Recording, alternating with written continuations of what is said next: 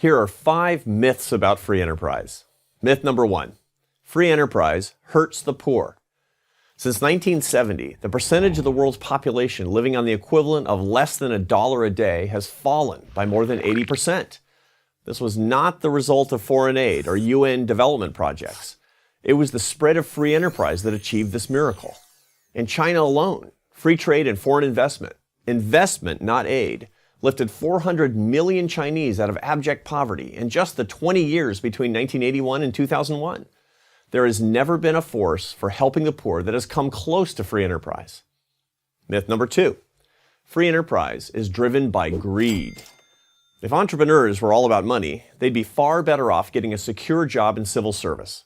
According to a recent survey by CareerBuilder.com, small business owners made 19% less money per year than government managers. Entrepreneurs are driven by a fierce desire to control their own destiny. They strive for something I call earned success.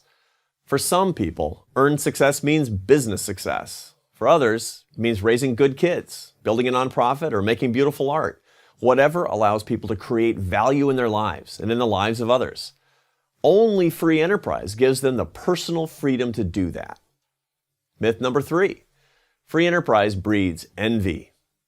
Since 1973, the General Social Survey has asked Americans whether they believe good luck or hard work is more important than getting ahead. For 40 years, between 60 and 70% of Americans have chosen hard work. In a recent poll, the Pew Research Center found that 88% of Americans said they admired people who get rich by working hard. This view is unique to the United States. According to the World Values Survey, Americans are more likely than those of other nations to attribute success to hard work. Americans are twice as likely to do so than the French.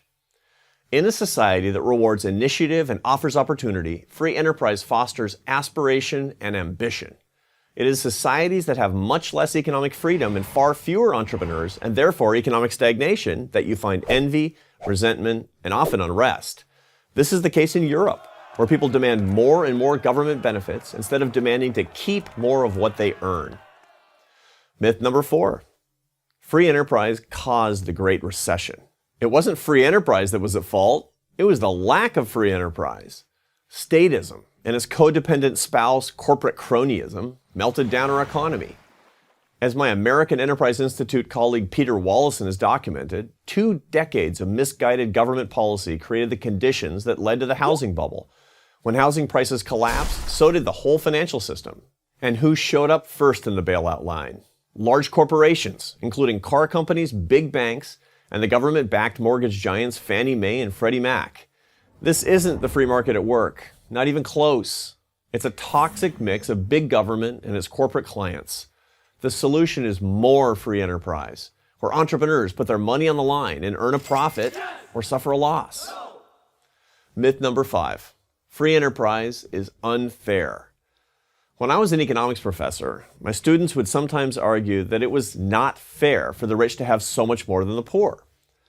So halfway through the course, I proposed that a quarter of the points earned by the top half of the class be passed on to the students in the lower half to improve grade equality. All of a sudden, discussion about fairness ended. We all acknowledge that some income redistribution is necessary to pay for government and to finance a social safety net. But as long as people are free to earn money, some will earn more than others. For a majority of Americans, fairness is not redistributing wealth. Fairness is rewarding merit, and that's what free enterprise does. Free enterprise, like freedom of speech, freedom of assembly, and freedom of religion, makes our nation more fair, not less. I'm Arthur Brooks, president of the American Enterprise Institute for Prager University.